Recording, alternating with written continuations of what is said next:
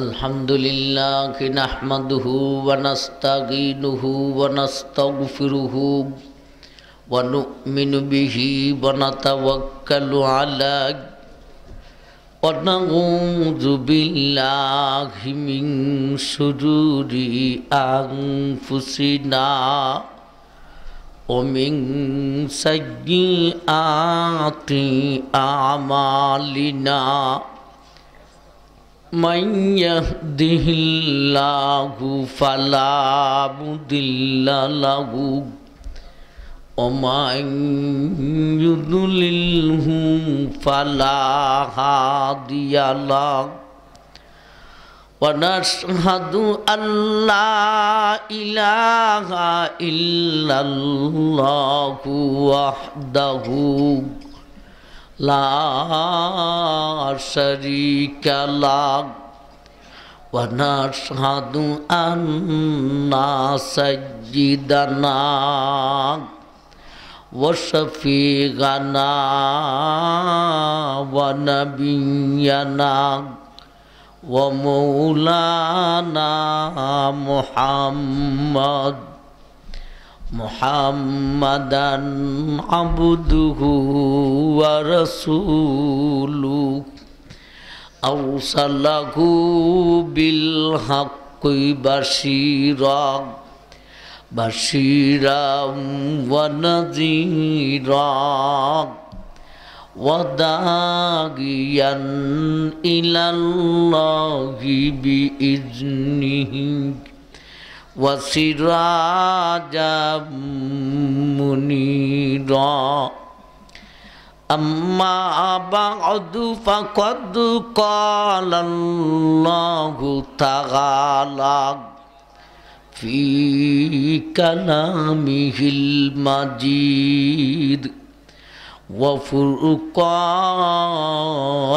الحميد فأعوذ بالله من الشيطان الرجيم بسم الله الرحمن الرحيم اتل ما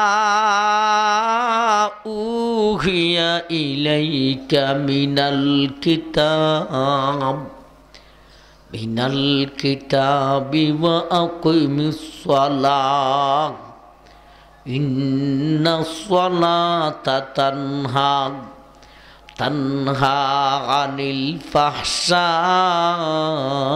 والمنكر ولذكر الله أكبر والله يعلم ما تصنعون صدق الله مولانا العظيم وصدق رسوله النبي الكريم بارك الله لنا ولكم بالآيات والذكر الحكيم وقال النبي عليه الصلاة والسلام أفضل العبادة تلاوة القرآن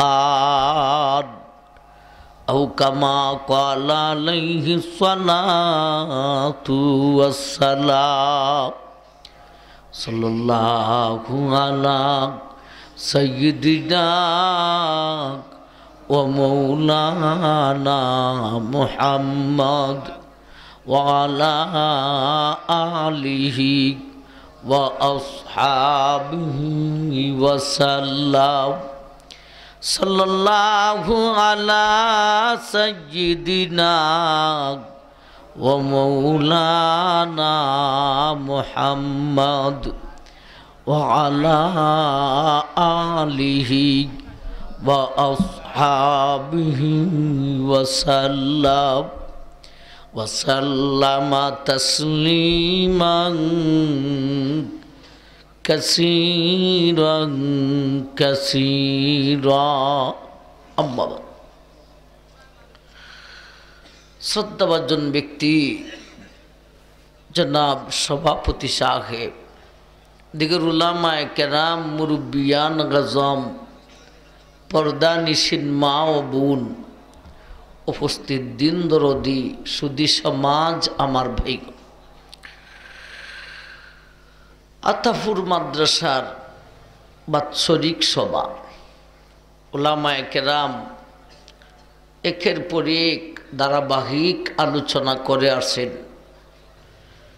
বিশেষ করে শ্রদ্ধাভাজন ভাই আনসারী সাহেব অসুস্থ অবস্থায়ও প্রোগ্রাম করতেছেন, গুরুত্বপূর্ণ বয়ান রাখছেন। এখনের অধিবেশনে দিনই কিছু আলোচনা রাখার জন্যে কর্তৃপক্ষের আবদার। আমি আমার আলোচনাটুকু রাখার জন্য 21 নম্বর পারা সূরা আনকাবুতের 45 নম্বর আয়াতখানা তিলাওয়াত করেছি। তারই পাশাপাশি নবীজির একখানা হাদিস পাঠ করেছি। একে সামনে রেখে দিনই কিছু কথা আপনাদের সামনে উপস্থাপন করব ইনশাআল্লাহ। আপনারা বলছেন সুন্দর হইয়া আর একটু সুন্দর হইলে, যার সামনে বেশি ফাঁক জায়গা আছে ফাঁকটা বন্ধ কইরা বইলে ঠান্ডাও দূর হইব, ইবলিসও দূর হইব। মেহরবানি কইরা ফাঁকটা একটু বন্ধ কইরা সামনের দিকে বাইরা বসেন। আমি আলোচনায় যা জিজ্ঞাসা করব হা না ঠিক বেটিকের উত্তরটুকু সবাই জোরে সোরে দিতে হবে, পারবেন? গুরুত্বপূর্ণ কথা শুনলে জুড়ে সুরে সুবহান আল্লাহ বলতে হবে, পারবেন? ভাই যে আয়াত খান তেলাওয়াত করেছি, আয়াত খান রে দুই ভাগে ভাগ করেন। উতলুমা উহিয়া ইলাইকা মিনাল কিতাব, আয়াতের প্রথম ভাগ, ওয়া আকিমিস সালাহ ইন্নাস সালাতা তানহা আনিল ফাহশাই ওয়াল মুনকার ওয়ালা যিকরুল্লাহি আকবার ওয়াল্লাহু ইয়ালামু মা তাসনাউন, আয়াতের শেষ ভাগ। আয়াতের প্রথম ভাগে তেলাওয়াতে কোরআন তথা কোরআন শিক্ষা, মাদ্রাসা শিক্ষার লাভ কি তার আলোচনা। আয়াতের দ্বিতীয় ভাগে নামাজের আলোচনা। আমরা আয়াতের প্রথম ভাগের মাধ্যমে মাদ্রাসা শিক্ষা লাভটা কি, গুরুত্বটা কি, এই নিয়ে কিছু কথা আপনাদের সামনে উপস্থাপন করব ইনশাআল্লাহ। আমার ভাই, আয়াতের প্রথম অংশে আল্লাহ বলেন উতলুমা উহিয়া ইলাইকা মিনাল কিতাব, ও বিশ্ববাসী, ওহির মাধ্যমে যেই কিতাব দিয়েছি সেই কিতাবখানা তুমি পড়ো। ভাই, ওহির মাধ্যমে আমরা যে কিতাব পেয়েছি এই কিতাবের নাম আপনাদের জানা আসেনি? কি নাম? আল কোরআন। এই মাদ্রাসায় এই কোরআন থেকেই সবক পড়ানো হয়, ঠিক না বে ঠিক? আমার ভাই, এখানে সরাসরি আল্লাহর কালাম, আল্লাহর বাণী, আল্লাহর কথা, এর মধ্যে কাহারও ইঞ্চি পরিমাণ সন্দেহ নাই। যদি কয়ে সন্দেহ আছে তাইলে ইমানও শেষ, ঠিক না বে ঠিক? তো এখানে সরাসরি আল্লাহর কালাম, আল্লাহর বাণী, আল্লাহর কথা। আল্লাহকে দেখা যায় না, সরাসরি আল্লাহর বাণী ফাইলাম কিভাবে? আল্লাহ বলেন ওহির মাধ্যমে। কিসের মাধ্যমে? ওহির মাধ্যমে। তাইলে মাদ্রাসায় যা পড়ানো হয় তা হলো আল্লাহর বাণী, আল্লাহর কথা, ঠিক না বে ঠিক? এখন বলেন, স্কুল কলেজ ভার্সিটিতে যে বই পড়ানো হয় এই বইগুলি আল্লাহর পক্ষ থেকে ওহির মাধ্যমে আসেনি? আমার ভাই, এটি মানুষের কথা। ও এরপরও অধিকাংশ বই বেঈমানের হাতের লেখা, ঠিক না বে ঠিক? তাইলে স্কুলে পড়ানো হয় মানুষের কথা আর মাদ্রাসায় পড়ানো হয় আল্লাহর কথা, ঠিক না বে ঠিক? মানুষের কথা আর আল্লাহর কথায় যতটুক ব্যবধান, মাদ্রাসা শিক্ষা আর স্কুল শিক্ষার মধ্যে ততটুক ব্যবধান। আমার ভাই, সেই কোরআন পড়ার জন্যই আল্লাহ আদেশ করেছেন। শুধু মক্তব, মাদ্রাসা, মসজিদ আর নিজের বাড়ির আলমিরায় সাজাইয়া রাখলে হবে না, তেলাওয়াত করতে হবে? তেলাওয়াত করতে হবে। এই হলো আয়াতের এই অংশের ওয়াজ। এ বিশ্ববাসী, আমার কোরআন তোমরা তেলাওয়াত করো। এই কথাটাই নবীজি বলেছেন। যেই হাদিসটা খুতবাতে পাঠ করেছিলাম, আফজালুল ইবাদাতি তিলাওয়াতুল কুরআন, ইবাদতের মধ্যে একটা উত্তম ইবাদত হলো তেলাওয়াত করা। আমার ভাই, এই হলো আয়াতের এই বংশের ওয়াজ। আমার কোরআন খান তোমরা পড়ো। তার তাফসীর বাকি রয়েছে। এই বংশে তফসিরের অধীনে মুফাসসিরিনে কেরাম লিখেছেন, আল্লাহ বিশ্বের মুসলিমকে 3 ভাগে ভাগ করে আয়াতের এই বংশে এক এক ভাগের প্রতি এক একটা আদেশ। এই ছোট্ট একাংশ কয়টা আদেশ? 3টে আদেশ। প্রতিজনকে 3টে আদেশ করেন নাই, মুসলিমকে 3 ভাগে ভাগ করে এক এক ভাগের প্রতি এক একটা আদেশ। মুসলিমের 3টা ভাগ কি, আর আয়াতের এই বংশে আদেশগুলি কি? একদল মুসলমান কোরআন শরীফ পড়তেই জানে না। সমাজে এমন মুসলমান আছে না নাই? এদের প্রতি আয়াতের এই বংশে আল্লাহর আদেশ, তুমি কোরআনের তেলাওয়াত শিক্ষা করো। ও ভাই, মুসলমান হইয়া কোরআন খান পড়তে জানে না, এখান বড় দুঃখের বিষয়, বড় পরিতাপের বিষয়। তুমি কেমন মুসলমান? আল্লাহর বাণী তোমার সামনে, এখানেই তুমি পড়তে জানো না, তে তুমি কি জানো? কোরআন পড়তে জানে না মুসলমান, শিক্ষিত না মূর্খ? মূর্খ। বেজার হয়েছেন ভাই। ভাই, আরো আশ্চর্যজনক কথা, যে মুসলমান হইয়া ইংরেজি পারে, কোরআন পারে না। আমার ভাই, বাংলাও পারে না, ইংরেজিও পারে না, কোরআনও পারে না, সে মূর্খ। কিন্তু যে মুসলমান হইয়া ইংরেজি পারে, কোরআন পারে না, জীবনের এক অংশ বেঈমানের ভাষা শিক্ষা করার জন্যে জীবনের এক অংশ শেষ করে দিছে। Primary, high school, college, varsity, হাতলা সিডি, সব সিডিমিডি শেষ করে লিছে বেঈমানের ভাষা শিক্ষার জন্যে। কিন্তু কোরআন খান পড়তে জানে না। ভাই, যে ইংরেজিও পারে না, কোরআনও পারে না, সে মূর্খ। কিন্তু যে মুসলমান হইয়া ইংরেজি পারে, কোরআন পারে না, এরে শুধু মূর্খ বললে হক আদায়িত না, এরে হইতেইব গদা মূর্খ। ঠিক না ঠিক? এখন একজন ভার্সিটির প্রফেসর যদি মুসলমান হয়, কোরআন পড়তে জানে না, তাই কেমন প্রফেসর? গদা মূর্খ প্রফেসর। একজন মেম্বার যদি মুসলমান হয়, কোরআন পড়তে জানে না, তাই কেমন মেম্বার? গদা মূর্খ মেম্বার। একজন চেয়ারম্যান যদি মুসলমান হয়, কোরআন পড়তে জানে না, কেমন চেয়ারম্যান? গদা মূর্খ চেয়ারম্যান। একজন এমপি যদি মুসলমান হয়, কোরআন পড়তে জানে না, কেমন এমপি? গদা মূর্খ এমপি। একজন মন্ত্রী যদি মুসলমান হয়, কোরআন পড়তে জানে না, কেমন মন্ত্রী? গদা মূর্খ মন্ত্রী। একজন প্রধানমন্ত্রী যদি মুসলমান হয়, কোরআন পড়তে জানে না, তাই কেমন প্রধানমন্ত্রী? গদা মূর্খ প্রধানমন্ত্রী। ঠিক না বেটি? আপনারা কথাটা আসলে করা হয়ে গেছি এই রাত্রেবেলায়, এত করা কথা। আসলে ভাই, আমি যদিও কথাটা করা হইছি বড় মায়া হইরা। ও আল্লাহ, করা কথার ভিতরে মায়া কিভাবে? আমার উদ্দেশ্য হইল এমন কথা হইতাম যেই কথায় আপনার গায়ে সে তুরত। এত বড় শিক্ষিত হইয়া আমি বিজু হইলাম মূর্খ, এই সেটটা তোলা আমার উদ্দেশ্য। সেটটা উঠলে বই সেতের সুডে কোরআনের তেলাওয়াত সেই খেলাই তো। ঠিক না বেটি? ও ভাই, করা কথার ভিতরে মায়া আছে না নাই? যাই হোক ভাই, মুসলিম রে 3 ভাগে ভাগ করে এক এক ভাগের প্রতি এক একটা আদেশ। একদল মুসলমান কোরআন শরীফ পড়তেই জানে না, এদের প্রতি আয়াতের এই বংশী আল্লাহর আদেশ, তুমি কোরআনের তেলাওয়াত শিক্ষা করো।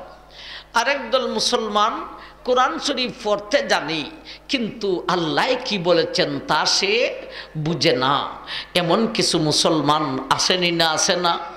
এদের প্রতি আয়াতের এই বংশী আল্লাহর আদেশ, তুমি কোরআন পড়তে জানো, বুঝো না, তাইলে এক কাজ করো, মাদ্রাসায় ভর্তি হও, এলিম শিক্ষা করো, আলেম হও, যাতে করে কোরআন পড়ার সাথে সাথে আল্লাহ কি বলেছেন তুমি যেন বুঝো।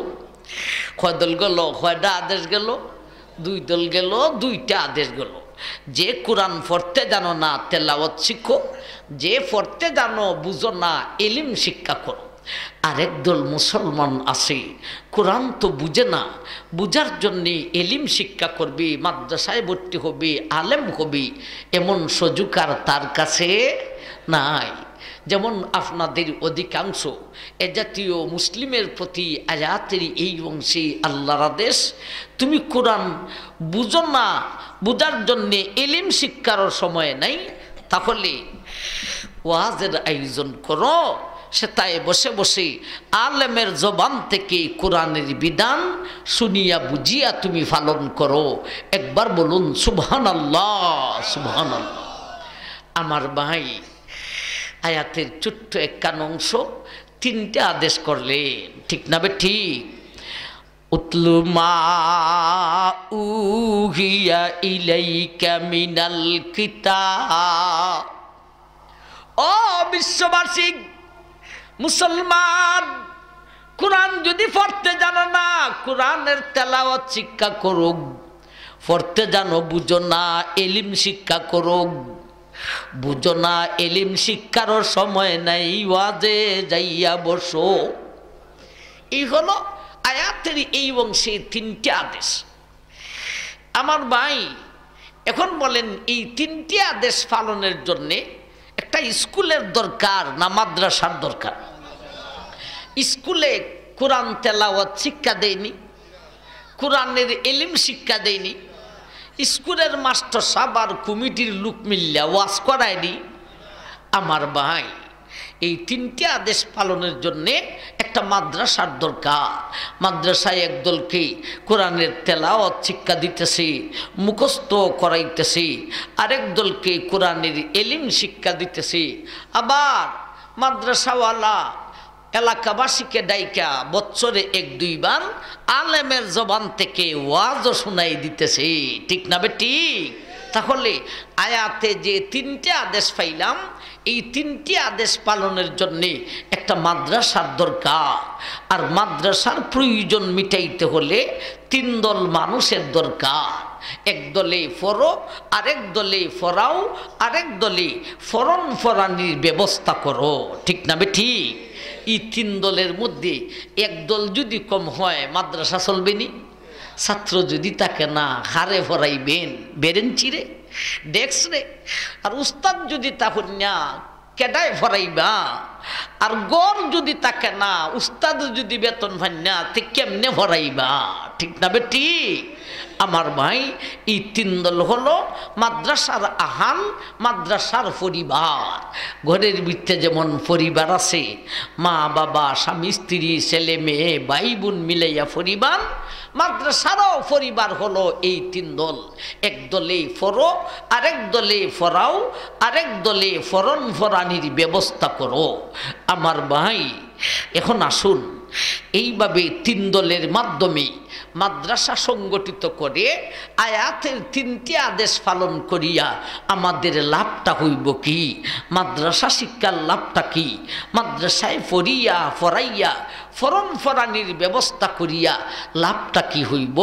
এই লাভটাই আমি বুঝাইতাম। আমি বুঝাইব একটা দৃষ্টান্তের মাধ্যমে। দৃষ্টান্ত স্বরূপ, আপনি একজন জমিদার মানুষ, আপনার জমিতে কাজ করার জন্যে খামলা বাই রাখছেন। কেউ জমির মালিক আর কেউ জমির খামলা। মালিক আর কামলার মধ্যে বেতনের চুক্তি থাকেনি না থাকে না? দৃষ্টান্ত স্বরূপ 3000, 5000, 10,000, 50,000, 1 লক্ষ, 1 কোটি, যেমন চাকরি তেমন বেতন, ঠিক না বে ঠিক? এখন আপনার খামলায় আপনার সাথে চুক্তি কইরা সে যদি তার নিজ বাড়িতে ঘুমাই থাকে, আপনার বাড়িতে একটা কাজও করে না, এই জাতের খামলারে শ্রমিক রে শুধু চুক্তির মাধ্যমে আপনি মালিক সাহেব বেতন দিবেননি? কন্যা দিবা দিবা হইলে আমি আমারে আপনারা বাড়ির গ্রামের সব বাড়ির কামলারে কেলেন মাসে বেতনে 1000 হইরা দিলেই বছরে একবার ওয়াজ আনবা, প্রতি বাড়ি থেকে 1000 মারা দিয়া দিবা। আমার ভাই ইউজুর এই চুক্তিতে বেতন মিলব না, ডিউটি পালন করতে হবে, ঠিক না বেটি? আমার ভাই যান, এবারে আসুন, আমরা যে মুসলমান, এখানে কেউ বেঈমান আসেননি, আমরা সবাই মুসলমান। মুসলিম বলতে কি বুঝায়?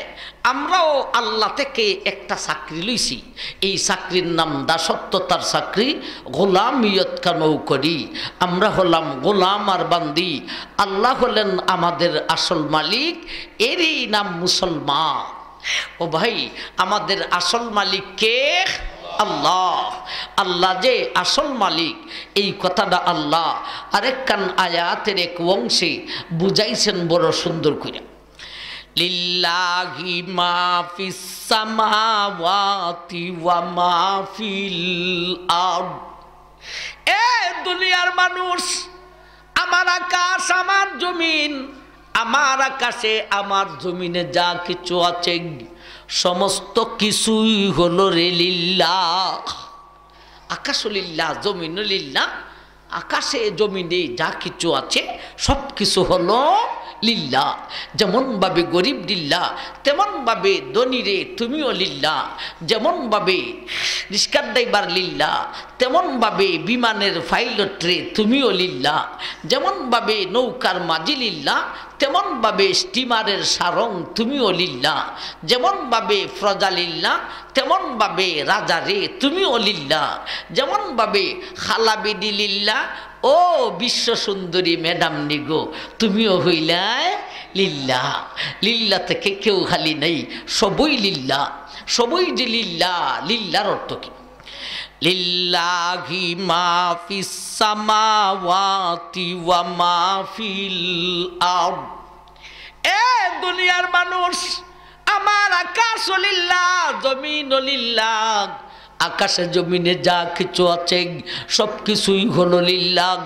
যেমনভাবে কুরের ঘরের মালিক লিল্লাহ রে, ও অট্টালিকার মালিক তুমিও লিল্লাহ। যেমনভাবে রিস্কার ড্রাইভার লিল্লাহ, তেমনভাবে বিমানের পাইলট রে তুমিও লিল্লাহ। যেমনভাবে কালা মহিলা লিল্লাহ, ও বিশ্ব সুন্দরী ম্যাডাম নিগো তুমিও হইলাই লিল্লাহ। আরে আমার ভাই, লিল্লাহর অর্থই হলো আসল মালিক আল্লাহ। আমাদের আসল মালিক কে? আল্লাহ।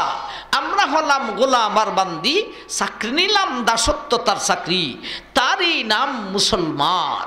ও ভাই, এখন আসুন, আমরা যে আল্লাহ থেকে দাসত্বতার চাকরি লইলাম, মুসলমান হইলাম, এই চাকরির কোনো বেতন আল্লাহ আমাদেরকে দিবে বলে আমাদের সাথে আল্লাহ কোনো চুক্তি, কোনো ওয়াদা করছেন নি? না করছেন না?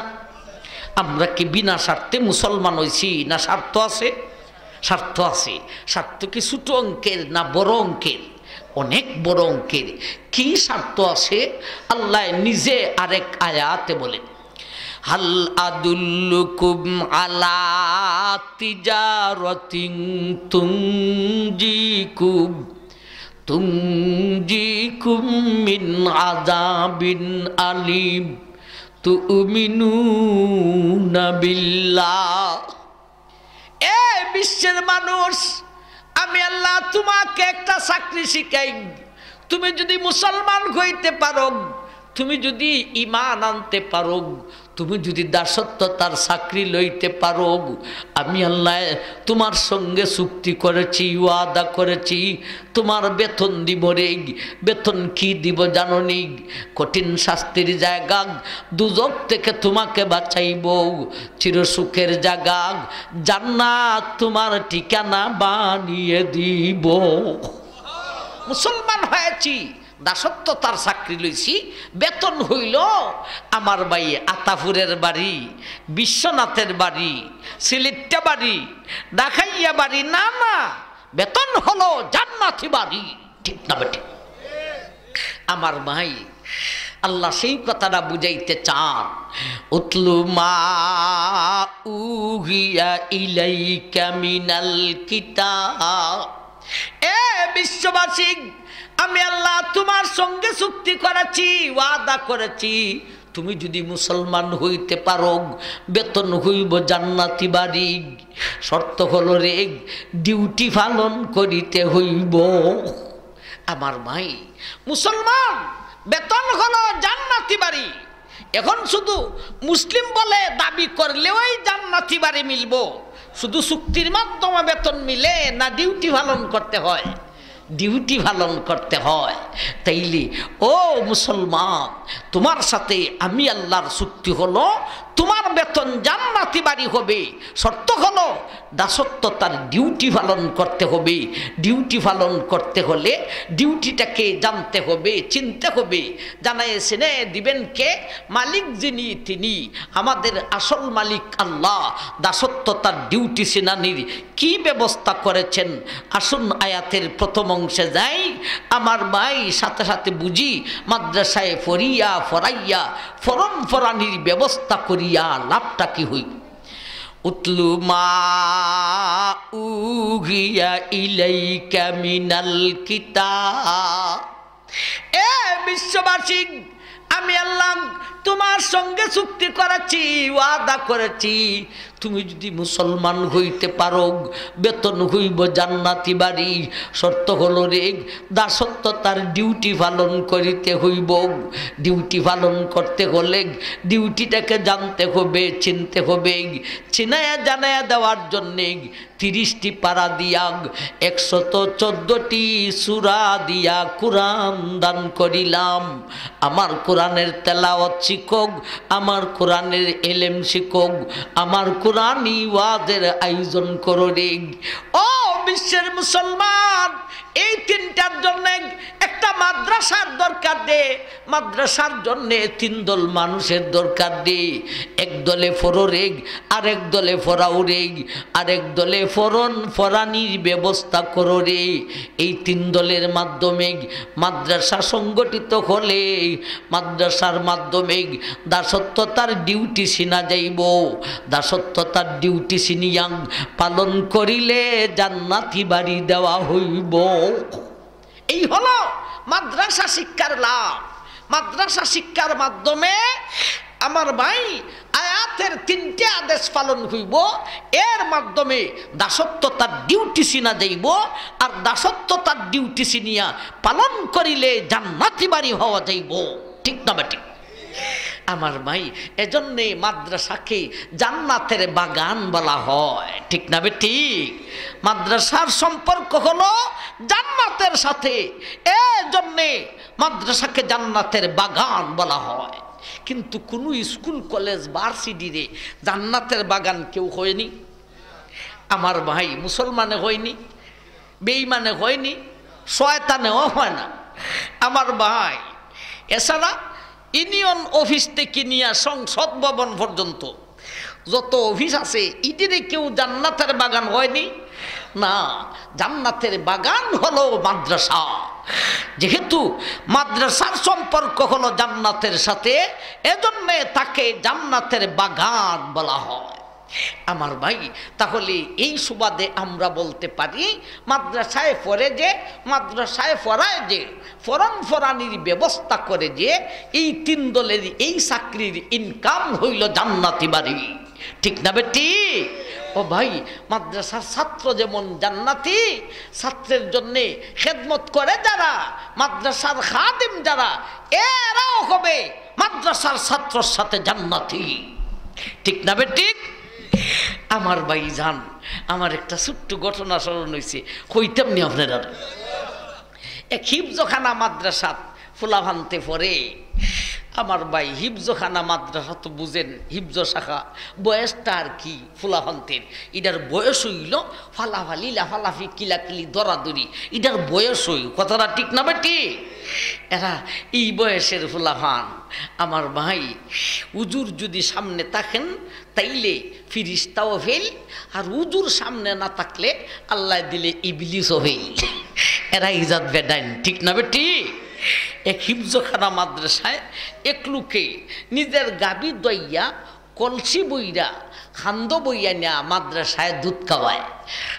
লোকটার স্বাস্থ্য একটু বালা, ফেটটাও বেড়ে গেছে গিয়া। এরা থলে থলে বেডারে নাম পালাইছে মটকা।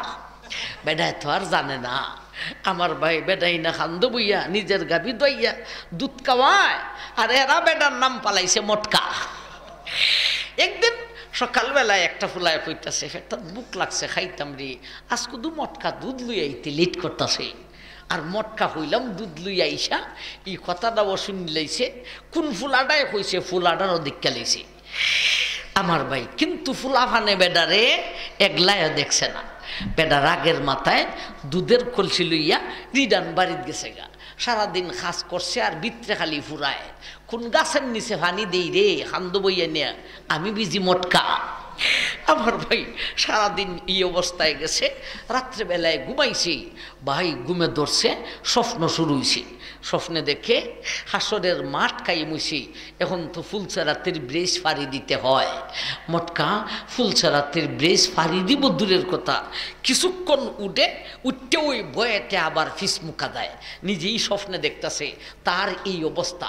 হঠাৎ করে সাইয়া দেখে ফুলচারাতের মধ্যে ওই ফুলাফান, যেই ফুলাফান রেনা দুধ খাওয়াইতো, বিশেষ করে যেই ছেলেটায় মটকা হয়েছিল, এই ছেলে সহ এই ফুলাফান এরা যে ফুলচারাতের ব্রিজও যাইতেছে, উজুর সামনে না থাকলে যে ডিজাইনটা ধরায় এই ডিজাইনে ফুলচারা তো যাইতেছে।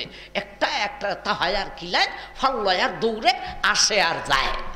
যখন ফুলচারাতের ব্রিজের মাঝামাঝি গেছে গা ফুলাফান, এইবারে যেই ফুলাটায় মটকা হয়েছিল এই ফুলাটাই এই ভিসের দিকে চাইছে, চাইয়া দেখে চিন্নে লাইছে আর কয়, ইন্নালিল্লা রে, আমরা মটকা দিয়ে আটকা পড়ে গেছি। আমার সাথে ল রে, আমার সাথে ল। কয়েকটা ফুলা ভান লইয়া এই ফুলাটায় গেছে রিডান গিয়া মটকারে ক, ও মটকা আমার হাত ধরো। মটকায় হাত ধরছে, স্বপ্নে দেখতেছে হাত ধরছে। এখন ফুলা ভানতে মটকারে সহ লইয়া রানা হয়েছে। আগে যেই ডিজাইন আছিল এই ডিজাইনে আস্তে আস্তে হল্লাইতে হল্লাইতে আমার ভাই মটকা সহ ফুলচারাতের ব্রেস ফার হইয়া গেছে। মটকার ঘুম ভাঙছে। আমার ভাই জান স্বপ্ন শেষ হইয়া গেছে। রাত্রে ফুহাইলি দুধ দইয়া কলসি বুইরা লইয়া গেছে, যাইয়া মাদ্রাসার ছাত্র উস্তাদকে ডাকছে, ফারা প্রতিবেশী দাঁড়ে পাইছে, এদেরকেও ডাকিয়া এই স্বপ্নটা হয়েছে। হইয়া কয়ে ওই ফুলাটাই আমারে মটকা হয়েছিল। বাবা হলরে আমি মরণের আগ পর্যন্ত মটকা হইয়া ডাকিস, আর মটকা হইয়া ওই ফুলচারাতের বেশটা ফার হইয়া দিস। আমার ভাই এই হলো মাদ্রাসার খেদমত। একটা এলাকায়, একটা গ্রামে একটা মাদ্রাসা হওয়া, এটা বিশাল বড় নিয়ামত, ঠিক না ঠিক? মানুষ বাহাদুরি করে, কয় আমাদের গ্রামে একটা হাই স্কুল আছে। এটি বাহাদুরি নয়, বরঞ্চ বাহাদুরি হলো আমাদের গ্রামে একটা মাদ্রাসা আছে, ঠিক না ঠিক? আমার ভাই আল্লাহ সেই কথাটা বুঝাইতে চান। উতলু মা উহিয়া ইলাইকা মিনাল কিতাব। ও বিশ্ববাসী, আমি আল্লাহ তোমার সঙ্গে চুক্তি করেছি, ওয়াদা করেছি, তুমি যদি মুসলমান হইতে পারো বেতন হইব জান্নাতি বাড়ি। শর্ত হলো ডিউটি পালন করতে হবে। ডিউটি পালন করতে হলে জানতে হবে আমি আল্লাহ দাসত্বতার ডিউটি ছিনে দেওয়ার জন্যে 30 পারার কোরআন দিলাম রে। আমার কোরআনি মাদ্রাসা খুলো, ওই মাদ্রাসায় এক দলে পড়ো রে, আরেক দলে পড়াও রে, আরেক দলে ফরানির ব্যবস্থা করো রে। বিশ্ববাসী, এই মাদ্রাসার মাধ্যমে দাসত্বতার ডিউটি চিনা যাইব। দাসত্বতার ডিউটি চিনিয়া পালন করিলে জান্নাতি বাড়ি দেওয়া হইব। সুতরাং মাদ্রাসায় পড়ে যে মাদ্রাসায় পড়ায় যে ফরান ফরানির ব্যবস্থা করে যে এই তিন দলের এই চাকরির ইনকাম হইল জান্নাতি বাড়ি, ঠিক না বেটি? এখন আসুন ভাই, আমরা সমাজের চরাচরিত প্রথা অনুযায়ী এইরকম একটা কথা শুনি না থাকি, যার ইনকাম যত বড় হয় সমাজের মানুষ তাকে তত বড় সাহাব মনে করে। বাবা, লন্ডনী সাহাব, আমেরিকান সাহাব, ইটালিয়ান সাহাব, শিল্পপতি সাহাব, অমুক সাহাব, তমুক সাহাব, খালি সাহাব আর সাহাব। আমার ভাই যদি জিজ্ঞাসা করেন এত সাপ সাপ করস কেন, সাপ সাপ করুন না, জানেন এই লোকের ইনকাম কত, এই লোকের খমর ফেস দেওয়া খালি টাহার টেহা, কত টেহার মালিক খেয়ে নিজেও করতে পারতো না, এই লোকটা সাপ কই মুনাতে, তুমি মুন্সি রে কই মুনা সাপ। বাবা রে বাবা, যার ইনকাম যত বড় হয় লোকটা যদি সমাজের তত বড় সাপ হয়, তাহলে মাদ্রাসায় পড়ে যে, মাদ্রাসায় পড়ায় যে, ফরান ফরানির ব্যবস্থা করে যে এই তিন দলের এই চাকরির ইনকাম যদি হয় জান্নাতি বাড়ি, তাহলে এরা কত বড় সাপ, জান্নাতি বাড়ি যত উঁচা লেভেলের সুখের ঠিকানা, ঠিক না বেটি? একটা লোক 10 তলার বাড়ি থেকে নামতেছে, বাবা বাবা ফেটটাও বেরিয়েছি গুইরে গুইরিয়া, আমি মিরফিরির ফেটটাও হতখানা দেখাই মুকুন ডিজাইনে, ঠিক না বেটি? আমার ভাই মানুষে কয় আরে সর্বনাশ, সাপ লামতাছন সাপ, সাপ লামতাছন সাপ। এক লোকে হয় লোকটার পজিশন কতটুক, বাড়িটার পজিশন যতটুক, তাহলে মাদ্রাসায় পড়ায় যে পড়ে যে ফরম ফরানির ব্যবস্থা করে যে এই তিন দলের এই চাকরির ইনকাম যদি হয় জান্নাতি বাড়ি, তাহলে এরা কত বড় সাপ, এরার পজিশন কতটুক, জান্নাতি বাড়ির পজিশন যতটুক, ঠিক না বেটি? তাইলে আপনি আমি কত বড় সাপ, এই কথাটা বুঝতে হলে আগে বুঝতে হয় জান্নাতি বাড়ি কত উঁচা লেভেলের সুখের ঠিকানা, ঠিক না বেটি?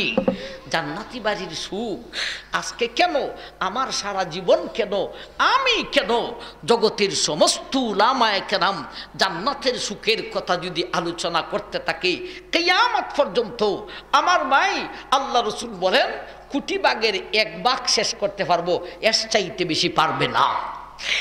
একবার সুবহানাল্লাহ হইতেন না? কেমন জান্নাতি বাড়ি আল্লাহ তৈয়ার করে রাখছেন আমার ভাই জান। তাইলে জান্নাতি বাড়ি কত উঁচা, এই আলোচনা তো শেষ করার মতো নয়, শেষ করার মতো নয়। তাই বলি কি আমরা আলোচনা বাদ দিলাইতাম না, কিছু হইতাম, কিছু হইতাম। কিছু বলতে আজকে এই অধিবেশনে একটা সুখের কথা হইব, কয়টা সুখের কথা হইব? একটা সুখের কথা শুই না নাইলেও জান্নাতি বাড়িটা কত উঁচা কিছুটা বুঝে আসবে। জান্নাতি বাড়ি যত উঁচা এই তিন দল মানুষও তত উঁচা লেভেলের সাব হইব, ঠিক না বেটি?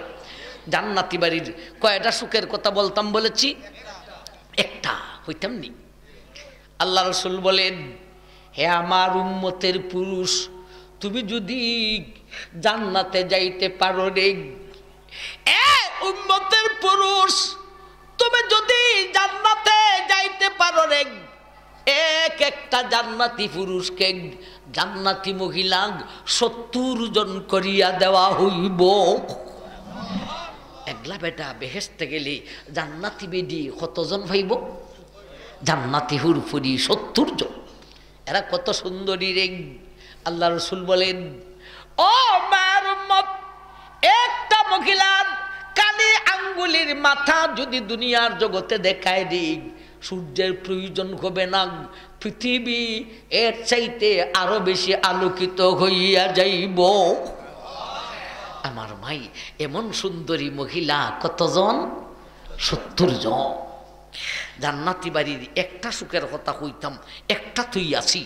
এখন একটা প্রশ্ন ঢুকে গেছি, মহিলারা কইব, ও মিরপুরি হুজুর, আপনার সামনে পুরুষ বসা, সুযোগ পাইয়া খালি পুরুষেরই ফজিলত কইলা, আমরা মহিলার তো কোনো ফজিলত হই না।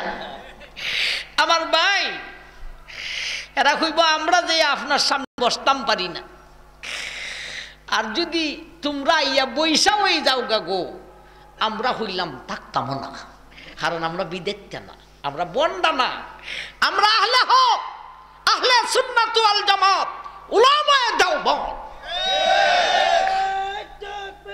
আল্লাহু আকবার।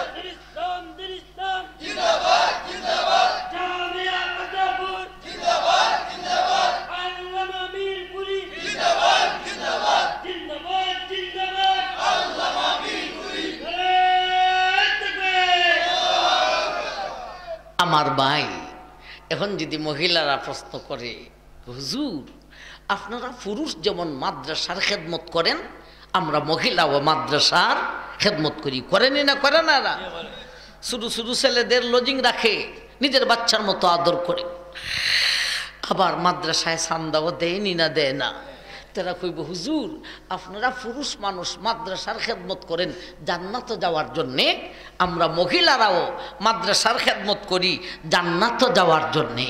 তে আপনারা জান্নাত গিয়া এত সুন্দর সত্তুল্যা হইরা বেডি ভাইবা, আমরা বেটেন জান্নাত গিয়া কি ভাইমু পালা হইরা কইয়া যাইন, আর নাইলে একটা হওয়া চান্দা দিতাম না, একটা ফুলারও লজিক রাখতাম না, ওয়াজ করে দিয়ে আরো বিরাট ক্ষতি হইরে লইলাম। ঠিক না বে ঠিক?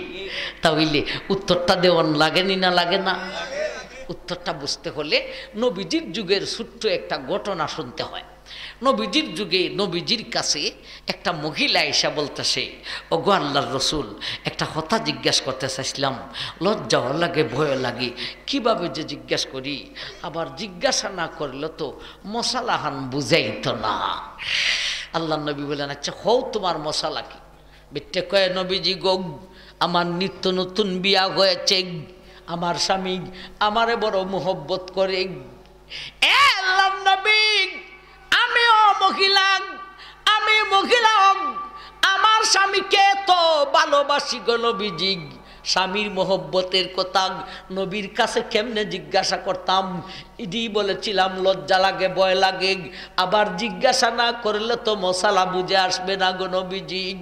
আমার স্বামীর প্রতি এত অ্যাকশন, এত আকর্ষণ, আমার স্বামী যদি কিছু সময়ের জন্য আমার কাছে থাকে না, সেই অল্প সময়ের বিচ্ছেদের জ্বালায় তার হয়ে আমার কলিজা খান ফাটিয়া যায়। নবীজি গো, স্বামীর প্রতি এত মহব্বত রাখা শরীয়ত মোতাবেক ঠিক না বেঠিক, সেই কথাটাই বুঝার জন্য আপনার দরবারে এসেছি।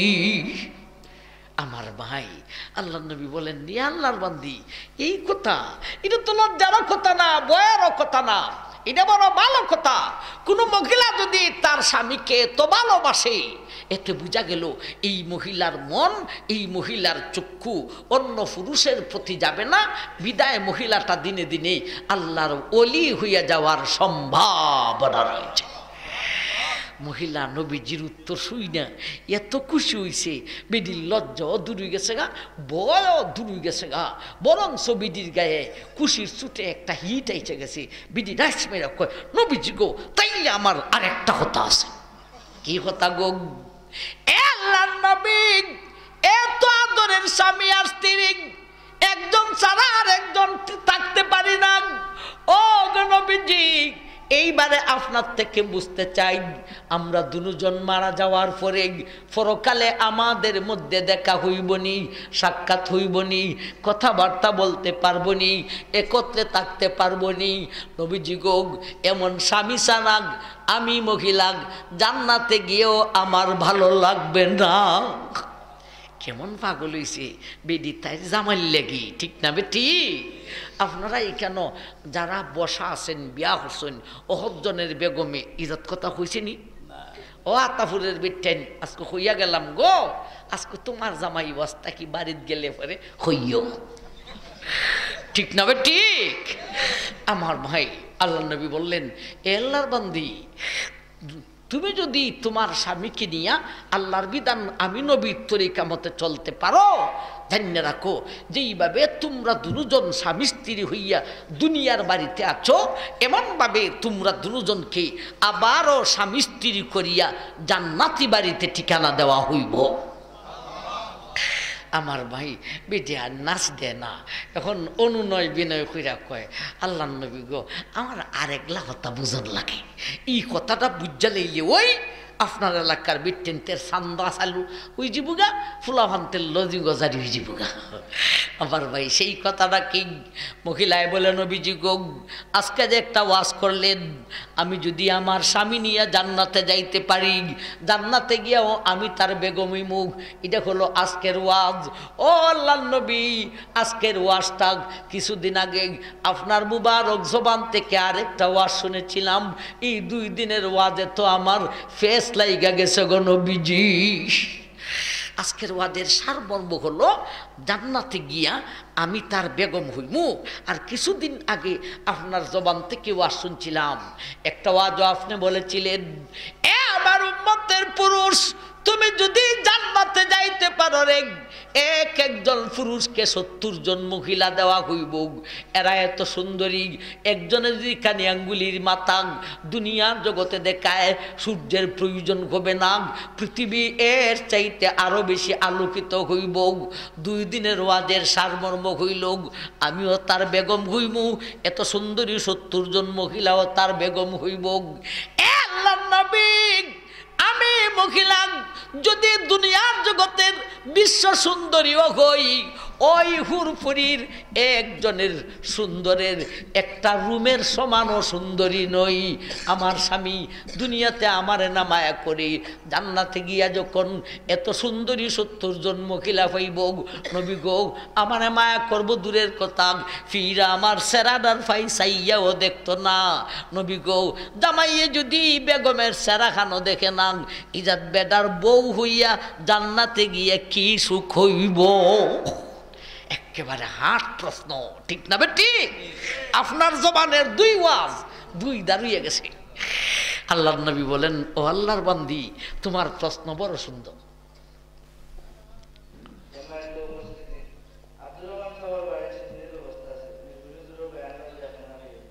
আচ্ছা মাশাআল্লাহ, তো খুশি হওয়ার কথা। চিন্নি আপনারা খাইছেন না, ওয়াজ লম্বা করতাম না, সর্বনাশ। আমার ভাইজান আই না ডাইলেই মহতা।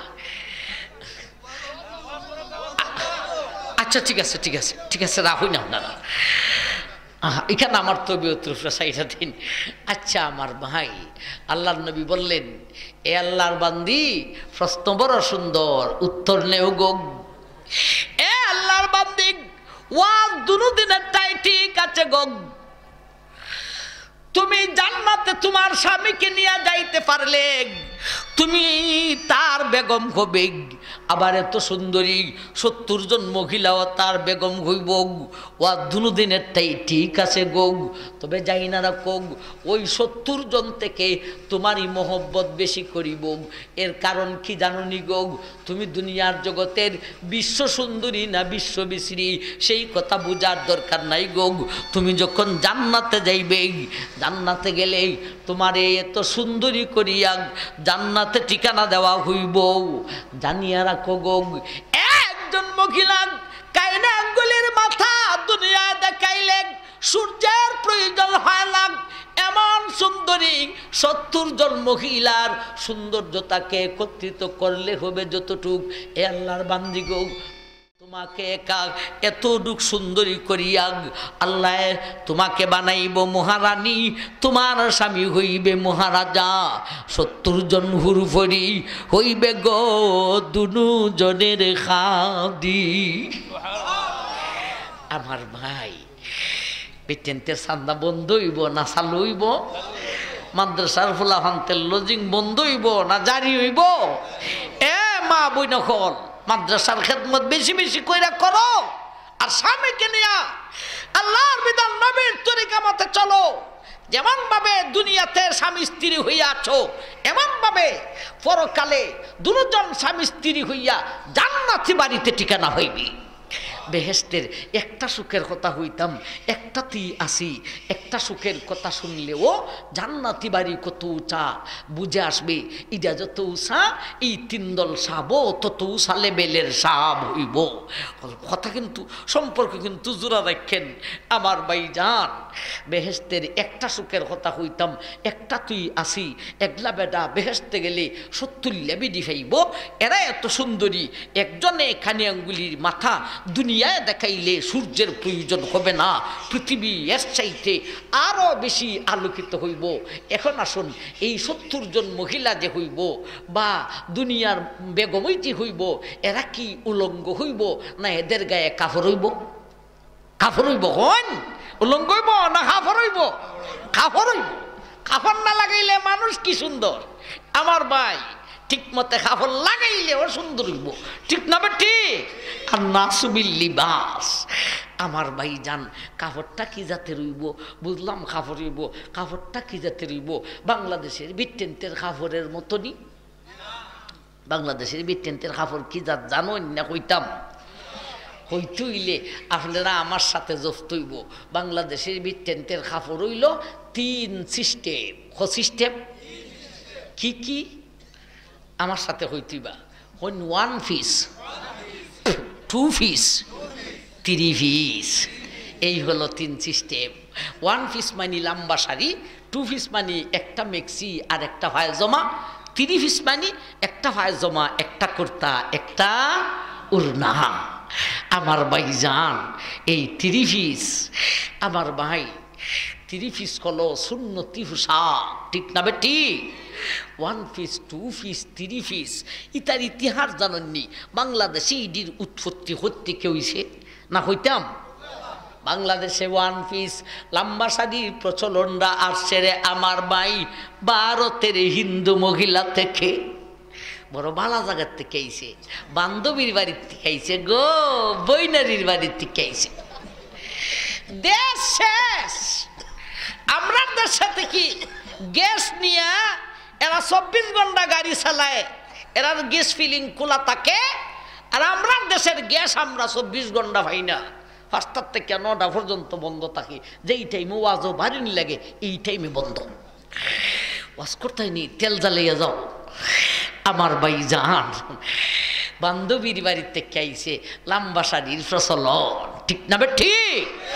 আমার ভাই এখন নাই বুঝলাম লম্বা শাড়ি সুন্নতি পোশাক না, তবে যাইজ না না যাইজ বুঝার তো দরকার। আমরা তো ফিন্দাই, ঠিক না বেটি? যাইজ আছে শর্ত সাপেক্ষে। লম্বা শাড়ি পরিধান কইরা যদি 3.5 হাত দেহকে ডাইকে রাখতে পারে তাইলে লম্বা শাড়ি পরিধান করা যাইজ আছে, ঠিক না বেটি? আর যদি লম্বা শাড়ি পরিধান করার বরদরিয়া দুয়ুসনি ম্যাডাম বন্যা যায়, এমন লম্বা শাড়ি পরিধান করা হারাম। দুয়ুসনি ম্যাডাম কোনটা কেমনে কইতাম রে ভাই? এমন ডিজাইনের শাড়ি পরিধান করছেন আমার ভাই, এমন ডিজাইনের ব্লাউজ লাগাইছে রে, পেটটাও দেখা যায়, ফিটটাও দেখা যায়। আমার ভাই মুখ কানো দেখা যায়, মাথা কানো দেখা যায়, পেট দেখাইয়া ফিট দেখাইয়া রাস্তায় গাড়ে গলিতে গলিতে হাটে বাজারে মার্কেটে ঘুরে দেই। মা ইলা তুন মুমিলা বেডা পাগল করতে চায়, বেডা দেইকা পাগল হইয়া যায়। এই হলো রে বেপরদা দুয়ুসনি মেডা। আমার ভাই এই জাতের লম্বা শাড়ি পরিধান যে সমস্ত মুসলমান মহিলারা করে, এরার পরকালীন পরিণতিটা কি হবে? আল্লাহ রাসূল বলেছেন লা ইয়াদখুলনাল জান্নাতা ওয়া লা ইয়াজিদুনা রিহাহা।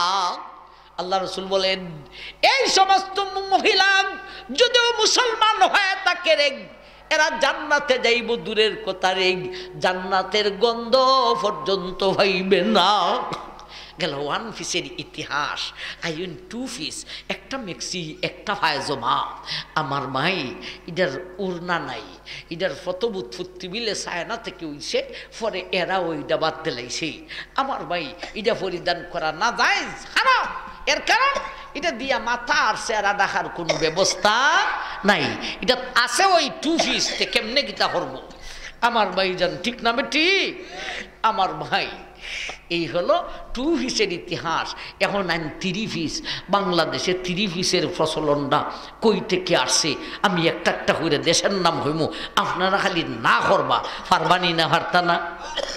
বাংলাদেশে 3 পিসের প্রচলনটা আসছে আমার ভাই ভারতের হিন্দু মহিলা থেকে নি, না হই লন্ডন থেকে নি, কানাডা থেকে নি, চায়না থেকে নি।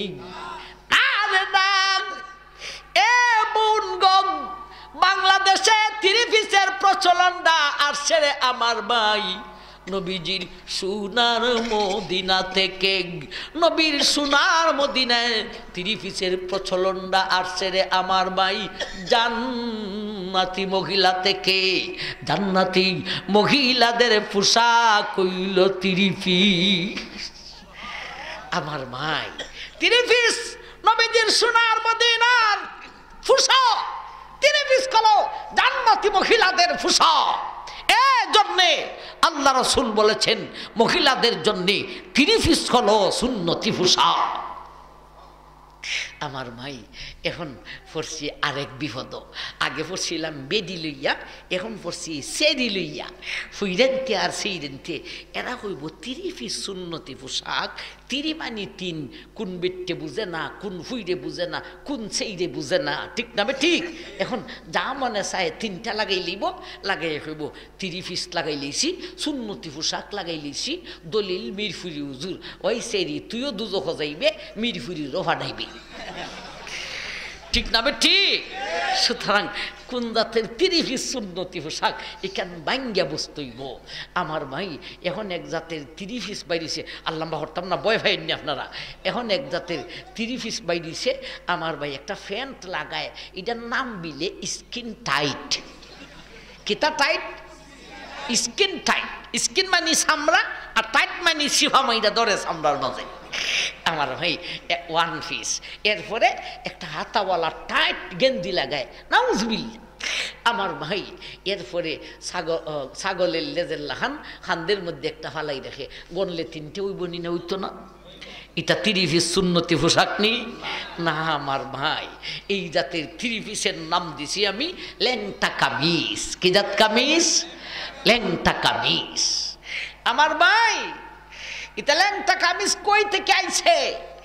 আমার ভাই এগুলি আইছে বেঈমানের রাষ্ট্র থেকে, ঠিক না ঠিক? আমেরিকা থেকে, ইংল্যান্ড থেকে, আমার ভাই বর্তানিয়া থেকে এই সমস্ত ল্যাংটা পোশাক আইছে। এই ল্যাংটাও বলতে ওই মুসলমানরা জায়গায় জায়গায় শাস্তি দিতেছে, ঠিক না ঠিক? বার্মার যে অবস্থা শোনা যায়, আল্লাহ আকবার, শুনলে শরীরের রুম দাঁড়িয়ে যায়, এমন ভাবে নির্যাতন করতেছে। আল্লাহ এই বার্মাইয়া জালেমদের, নমরুদ ফেরাউনকে যেইভাবে বিশ্ববাসীর সামনে তোমার গজব দিয়েছিলে, বার্মাইয়া বিমানটির উপর এমনভাবে গজব দিয়া বিশ্ববাসীকে দেখা। আমার ভাই এই জাতের ৩০ পিস হলো হারাম। এই জাতের ৩০ পিসের নাম দিছি আমি ল্যাংটা কামিজ। কি জাত কামিজ? কেন এমন ৩০ পিস পরিধান কইরা সেরি ঘর থেকে বাইরিলে হতকান, সেরিকে ল্যাংটা কইরা সেইরা দিলে যৎকান, ঠিক না বেটি? আমার ভাই যাই হোক, বেহেস্তের একটা সুখের কথা হইতাম, একটা তুই আসি, একলা বেটা বেহেস্তে গেলে 70 বেডি পাইব। একলা বেডি খানি আঙ্গুলির মাথা দেখাইলে সূর্যের প্রয়োজন হবে না। এদের গায়ে ৩০ পিসওয়ালা পোশাক হইব, 3টা পিসে একটা সেট, এক একজনের এক সেট হবে না, না এক একজনের অনেকগুলি সেট হবে। এখন আসুন এরার কাপড়ের মূল্যটা বুঝি। কাপড়ের মূল্যটা বুঝে লইলে জান্নাতি বাড়িটা কত উঁচা সেই কথাটা বুঝে আসবে।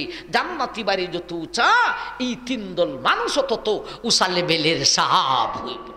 এখন জান্নাতি মহিলার কাপড়ের মূল্য বুঝতাম রে বাঘ। বেগম হইল 70 জন, 69 বাদ দে রেগ, একজনের দরেগ, একজনের একটা সেট না নাগ, একজনের অনেকগুলি সেট হবে রে। অনেকগুলি সেটের মূল্য বুঝাইলে তুমি বুঝবে না রে মায়ার উম্মত, একটা সেটের মূল্য বুঝোগ। নবী বলেন মায়ার উম্মত, জান্নাতি মহিলা একজনের একটা পায়জামা আর একটা কুর্তার মূল্য আমি নবী যদি বুঝাই, জগতের কোনো বৈজ্ঞানিকে বুঝবে না রে। শুধু বাকি রইল একটা ওড়নার মূল্য কত। একটা ওড়না মূল্য কত নবীজি বলেছেন। আল্লাহ নবী বলেন ওড়না খরিদ করতে হলে টাকা সঞ্চয় করিতে হইব, টাকা সঞ্চয় করতে হলে বস্তু বিক্রি করিতে হইব। নবী বলেন প্রথমে আকাশ বিক্রি করিয়া দেও রে। বিশাল বিশাল 7টা আকাশ, কোন আকাশের দেখো শুধু স্বর্ণ দিয়া, কোন আকাশের দেখো শুধু রূপা দিয়া, কোন আকাশের দেখো মণি মুক্তা দিয়া। নবী বলেন সেই স্বর্ণ রূপা মণি মুক্তার 7টি আকাশ বিক্রি করে আসরি, এরপরও জান্নাতি মহিলার একজনের একটা ওড়না কিনা সম্ভব হইবে না। এরপরে কি বিক্রি করব?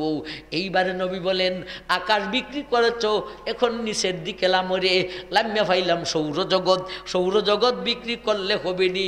নবী বলেন তা তো হবে না, এইবারে আরো নিচে লাইমা ফাইলাম রে আমার ভাই বাংলাদেশ, বাংলাদেশ বিক্রি করলে হইব নি। আরে কিসের বাংলা রে? বাংলা কয় টাকার রে, বাংলাও বিক্রি করিতে হইব, ভারতও বিক্রি করিতে হইব, পাকিস্তানও বিক্রি করিতে হইব, সৌদি কুয়েত বিক্রি করিতে হইব, লন্ডন আমেরিকা কানাডা বিক্রি করিতে হইব, তাতেও হবে না রে। মাটির নিচে জায়গায় জায়গায় স্বর্ণরূপা গ্যাস কেরাসিনের খনি আছে রে, সেই খনি সহকারে বিক্রি করিতে হইব, তাতেও হবে না রে। এক জমিনের নিচে আরো 6টা জমিন আছে রে, একটা না 7টা জমিনও বিক্রি করিতে হইব। এর আগে জান্নাতি মহিলার একজনের একটা উড়না কেনা সম্ভব হইবে না। এখন হয় আপনারা দিয়ে আমার দৌড়ন্যা হুজুর বেডির উড়না কিনাতি ভাবে লাখ লাখের লাগি ফাজমা আগে কি নলাখে রে বেরি ফুটি, ঠিক না বেটি? আরে ফাজমা দইরা তো হইতো না, যেটা হইতো না এটা দইরা লাভ কি? আসমান জমিন সব বিক্রি করলে উড়না কিনান যাইব, এর লেগে এটা দোষী। কিন্তু ফায়জমার দাম উড়না থেকে আরো বেশি আমার ভাই। এখন উড়না ফায়জমা কিনবো কি দিয়া, আর কুর্তার দাম ফায়জমা থেকে আরো বেশি, তাইলে একটা সেট শেষ হইব। অথচ একলা বেদির একটা সেট নয়, অনেকগুলি সেট হবে। এখন বলেন একটা মহিলার কাপড়ের মূল্য কত? এখন বলেন যেই বেদির কাপড়ের মূল্য এত বেশি, সেই বেদির বাড়িটার মূল্য কত? সেইটাই হলো জান্নাতি বাড়ি। এখন কথার নতি জ্বালাম সেদিন আলামছে না, জান্নাতি বাড়ি যত চারে মাদ্রাসায় পড়ে যে পড়ায় যে ফরন ফরানির ব্যবস্থা করে যে এরও তত উষা লেভেলের সাব হইব রে। আল্লাহ সেই কথাটা বলেন, উতলু মা উহিয়া ইলাইকা মিনাল কিতাব। এ বিশ্ববাসী, আমি আল্লাহ চুক্তি করেছি, ওয়াদা করেছি, তুমি মুসলমান হইতে পারলে বেতন হইব জান্নাতি বাড়ি। শর্ত হলো ডিউটি পালন করতে হবে। ডিউটি পালন করতে হলে জানতে হবে, জানাইয়া দেওয়ার জন্য 30 পারার কোরআন দিলাম। সুতরাং তুমি মাদ্রাসায় পড়ো রে, মাদ্রাসায় পড়াও রে, ফরন ফরানির ব্যবস্থা করো রে। এর মাধ্যমে দাসত্বতার ডিউটি চিনা যাইব, দাসত্বতার ডিউটি চিনিয়া পালন করিলে জান্নাতি বাড়ি দেওয়া হইব।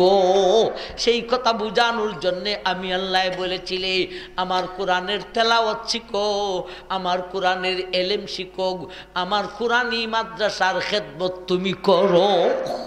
আল্লাহ আমরা যেন সবাই মাদ্রাসার সাথে সম্পৃক্ত থাকতে পারি, আমাদেরকে তৌফিক দান করুন। আমিন।